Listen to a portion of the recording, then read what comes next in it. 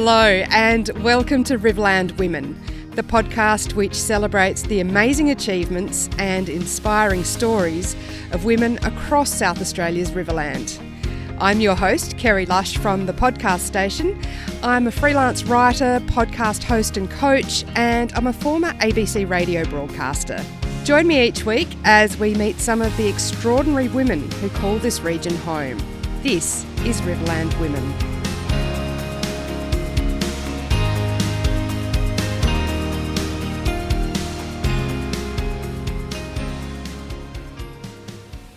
It's taken a couple of decades, a successful career in journalism, and raising 4 children. But Catherine Heuzenroeder from Berri has managed to rekindle her passion for music and has turned it into her new career. It's my happiest place to be, so just sitting there and practicing and playing, I think it will always be part of what I do. And now she's inspiring the future generations of musicians in the Riverland. As I often do, I started by asking Catherine who she is and what she does. Such a loaded question. I feel like that one, there is so much to unpack in there. Just a simple question. Who I am, I think I am a very friendly, outgoing, emotional person with, like everyone, just so much going on, lots of messy, complicated things that happen in our lives. But I think as, I'm a mother to 4 children, so that's probably one of the biggest roles in my life, and I am a few years into a career as a music teacher, so that's another really big, demanding and joyful role in my life. How did that come about? Oh my gosh, Kerry, I don't know, midlife change. I have always loved music, and I grew up as just a child in a very musical household. My grandparents were musicians, my parents are musicians. I started piano lessons when I was probably 6 and started violin lessons a little bit after that and started singing lessons when I was in high school, so I was always learning music. And I actually went to high school from a country town in the southeast, from Millicent. We moved to Adelaide for a music scholarship for me when I was in year 10. So I really was pursuing it at that stage, and then decided it wasn't for me and pursued a career in journalism and really left music behind for 20 odd years. And I think it just got rekindled because my children, of course, when you have come from a family like that and you've had music lessons all your life, it's just an expectation that I was going to provide that for my children. So I went down the path of music lessons for them and just became quite invested in their journey and started to think, gee, this is something I would like to get back into myself. What turned you away back in those high school days or finishing high school? What turned you away from the music industry? Yeah, I've thought about that a bit. I think for me a big part of it was music has a lot of pressure attached to it. Performance is a huge thing, and I never quite got my head around how to do that successfully and how to feel good about it. There's a lot of, I guess, comparing yourself to others, and you're always going to be better than somebody and not as good as somebody else. And yeah, I just couldn't really see a pathway as a musician. And my other huge interest was English and writing and language, and so, I was steered into journalism, and I found something that I really, really loved. And it was, again, just a way to connect and communicate with people, which is, I guess, what music is as well. So then how did you go down that journalism path? What led you into that? I think it was just thinking I was good at English, what else can I do? And I didn't want to be a teacher. My mum was a teacher, and I'd seen the work that was involved with that. So often you shy away from something that might have felt like a natural fit, but when you see a parent and you see how much work they were doing, and I thought, I'll give journalism a go. And it was exciting, there's just so much to love about it. And so I fell into that degree. And yeah, I'm pretty sort of process driven. It was just, if you did the degree, you go and do the work in the industry. And yeah, that's how it kind of happened for me. I don't think I put a huge amount of thought into it. And where did you end up working once you finished your uni degree? Well, I came to the Riverland. So I did it was a 3-year degree back in those days. And then mostly you'd do like a 1-year cadetship. So that was kind of the final year. And I applied to a couple of places for work. One was the Border Watch down in the southeast, and I got a cadetship offered to me down there, and one was the Murray Pioneer in Renmark, and yeah, it was a 5-hour drive or a 2.5-hour drive, and I went in the shorter option because I was always planning to go back to Adelaide. So what kept you here? Well, love, Kerry. Yep, I was a few months in here, and I met the guy that ended up being my husband, and I guess that's just the end of the story. Like, he wasn't moving, and I fell in love with the Riverland and the community, and why would you want to move? So how did you meet? At the Berri View Lawn Tennis Club. So I was like the opposite of sporty, but I had a housemate who was involved in tennis, and she must have seen that we might have made a connection. So she dragged me along to some tennis, and my husband Darren was there, and yeah, we got along from the beginning. So that was obviously a few years ago now. Just a few. So it's like 25 years. Wow. Yes, wow. Yeah. I know. And 4 children. Yeah, I came up here when I was very young. You must have got through uni really early. Yeah, I know. Child prodigy, what can I say? So 4 children. Four children. Taken up a fair bit of your time over those 25 years as well. What sort of work did you do in between? I was a stay-at-home mum, so I just decided to concentrate on children after once I was pregnant with our first child. I don't know. I didn't really think about it too much. I guess I was lucky that I could do that, and that I didn't have to juggle work. So it wasn't until actually my youngest child, my daughter Grace, that I started juggling work and parenting. So I really loved those years, and I mean we didn't have a lot of money, and it was, but you know, I loved making a home, and I loved raising my children and getting involved in what they were doing. So that was a really good time in my life. So then you decided to have a go at the ABC. Yeah, look, life throws up lots of interesting situations, and we were actually unemployed. So it just worked out that neither of us had a job at a certain point in our life, and my husband had actually been a journalist as well for a while.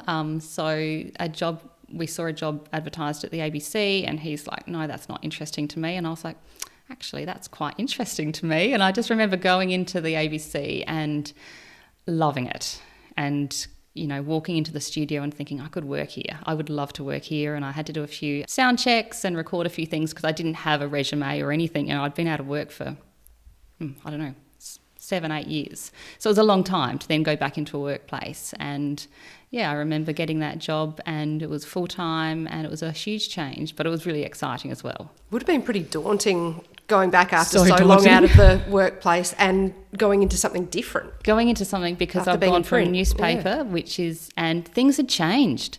You know, my newspaper days, we were doing interviews and I was writing everything down in shorthand, and suddenly you go into the world of radio and there was a lot of technology I had to get my head around, and, you know, obviously like a sound desk for the studio, but even just how to record interviews, and things had changed a bit. But a lot of I would say the important things were the same, and finding out what a story was. I mean, I knew how to do that. I knew how to find a story. I knew how to talk to people.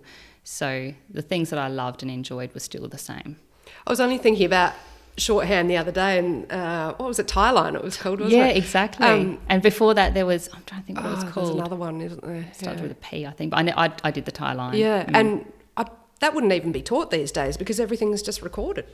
That's right, and I think it's probably a better thing too, because my shorthand was pretty dodgy. I used to have to try and make a lot of it up, whereas now, you know, if you do an interview and you've got a recording, you can go back to it and you can get exactly what people said. So, yeah, it's probably a blessing.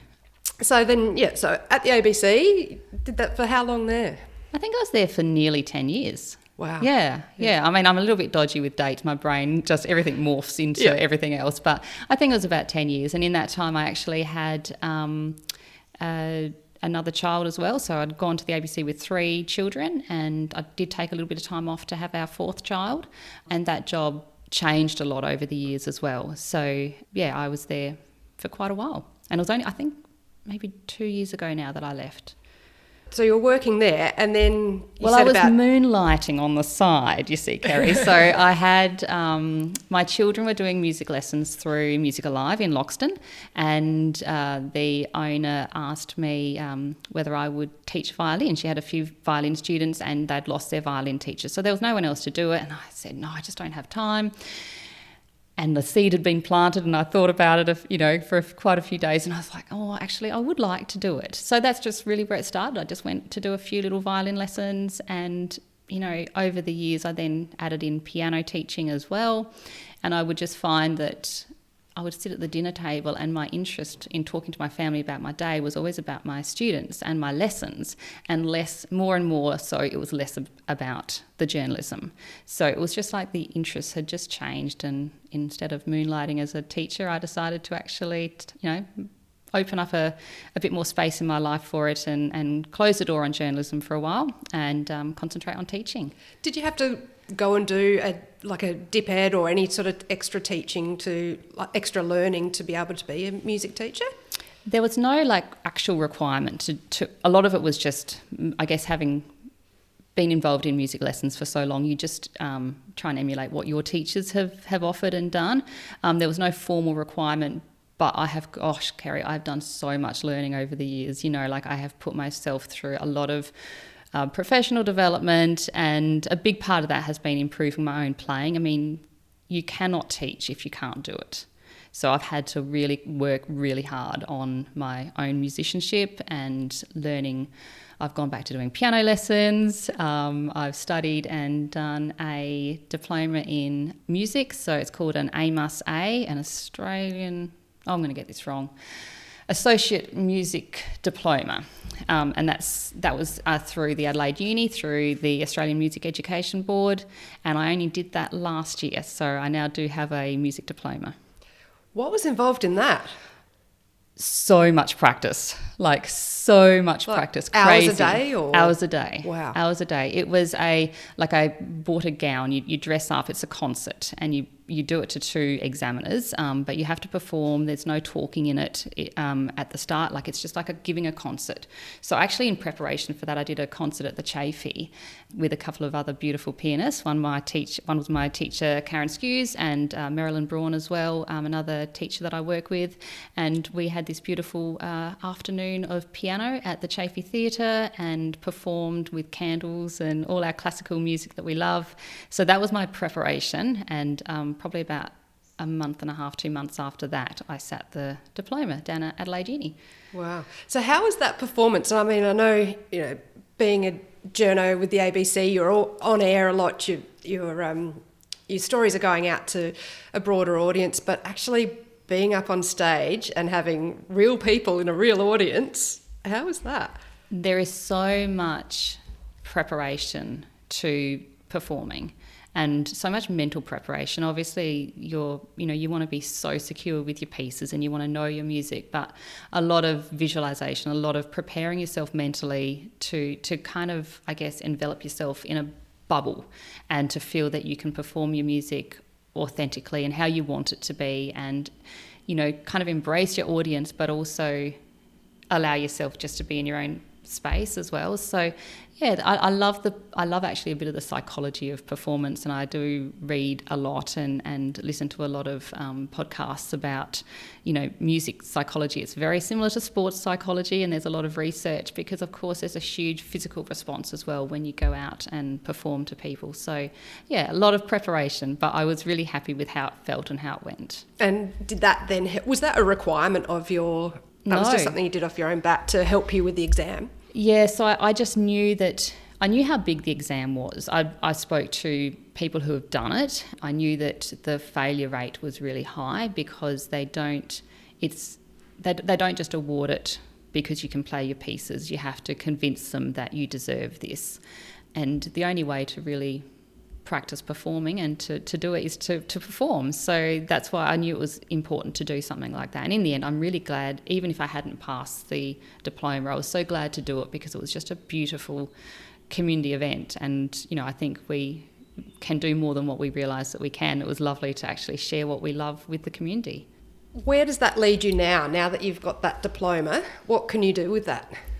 It really doesn't change anything for me. It was just a personal thing I wanted to do, but what it does allow me to do is have some more confidence with my teaching. So, ideally, I want to be able to offer teaching at a really high level in a regional area. So I've been so lucky. My children and myself have had access to teachers who can teach from beginner but also through to diploma level. Like, they are really qualified and experienced, and not all country areas have that. And I think for me, I wouldn't feel satisfied if I had to say I can only teach to a certain level. I don't have the skills to go beyond that. So I think for me, it's the fact that I can now pass that forward. You're also involved in the Riverland Musical Society and the Young Riverland Musical Society. What's your involvement been in that? Oh, look, I actually started with Riverland Musical Society in about my second year in the Riverland. We did a musical called Fiddler on the Roof, and I was the violinist in it. So it goes back a long time, but I really then had a big gap. I mean, I probably not somebody, as I said, who really enjoyed performing. Certainly not singing on stage wasn't my cup of tea, and not playing the violin on stage for that at that time. So I took a big break and came back to it about 5 years ago, and I've actually been quite involved since then. There's just been some really cool little opportunities to sing in choirs for the adult production, which I've enjoyed, and saves having to get up into costume and do your makeup and hair and everything else. And the junior program is really just something very special to me. I just love watching the children have an opportunity to perform at a really high level, and to know that we have a program that I think would match anything you would find in Adelaide for a theatre opportunity that's really just about showcasing the amazing kids and the talent that we have in the Riverland. And it lets our Riverland students sing and dance and act on stage, and that's an amazing opportunity. And something different to your usual sport on a weekend or trainings during the week. Absolutely. That's not for everyone. And some of our kids do everything. Like, we have some amazing performers who literally fit in all their sport and their theatre commitments. But for some people, this is their niche and it makes them feel good. And I think when you see people come off stage and you can see that they're walking a little bit taller and they're feeling a bit more confident, that for me is worth everything. Now, have all your kids followed in your footsteps? Are they all into music and performing and the arty side of things? Well, they've all had to do music lessons, Carrie. So that is, I have a few things that I think that are like just life skills that I've wanted my children to do. I used to say I think it was important that they all learned how to play tennis, and it's a skill that you can take to any country town that you go to, and you can meet people and connect. And I used to just like you did. Exactly, just like I did. I've fallen a little bit short on that. I think I need to probably pick that up again, but I think being able to play an instrument is just a wonderful skill to have. I've never met anyone who said, I really regret learning to play. It's not that they need to be professional musicians, but they've all studied music and they all have enjoyed it. And I have some that do want to make it into a career. So that's really exciting as well in some way, shape or form. Do you have a set schedule in your house of who can practice the piano at what time, or to fit it all in? Because I guess we've had some crazy schedules over the years. I do remember like one year my piano was at like 6 o'clock and I would put headphones on, so we had a digital piano, and then my eldest son would start at 7 and then I would have somebody else at 7:30, and it was quite crazy. I find mornings are a good time to practice. Things have probably calmed down a little bit now, and the kids are getting older and some of them have stopped lessons and everything, so it's probably a little bit calmer now, although I do tend to hog the piano a lot, so they do have to fight for space. What does music do for you, like mentally, and does it become quite like a practice in meditation? I think it does. Yeah, I think that there is something, it is something that helps me regulate. So personally, I love the discipline and the practice. I love challenging myself and finding a piece of music that appeals to me and then working out how I could possibly play it. And I love the hours that have to go into doing that. There's no quick fix, there's no shortcuts. You just have to put the work in, and then you have to understand it, and the more, it's like the deeper and the more you listen to it and the more you understand the composer and the era and everything else, the more it just means to you. But I think even maybe more than the actual artistic music, it's just the connections, with my children. to have that connection where for half an hour a day you're sitting with your child and you're helping them do something that they don't think that they can necessarily do, and you have the moments where they storm out the room and it's frustrating, and it's just that resilience that day after day you keep going, and year after year you keep going, and eventually they've got a skill that, you know, that has taught them so much more than just how to play the piano. You know, they have so many transferable life skills from that. And for me, trying to I guess teaching now, it's just about trying to encourage my students to have that in their life as well. Does it help, you know, some people take up marathon running or triathlons or that sort of thing. Does music help lift your mood and, you know, in dark times? Absolutely. I mean, music, I don't know of anyone who doesn't love music.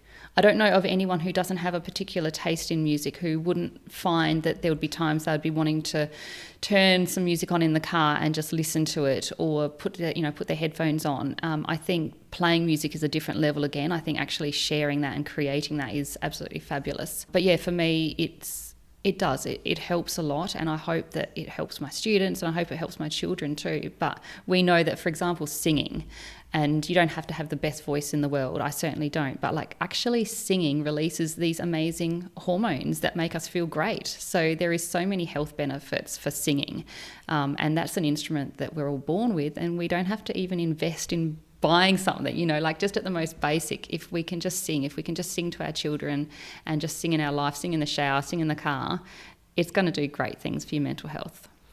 Why do you think some people find that really hard to do? Oh, probably because we get told we're not good enough. You know, from the time you're a child, you know, you open your mouth and you sing or you make a sound, and maybe people don't always support you or say that it sounds good.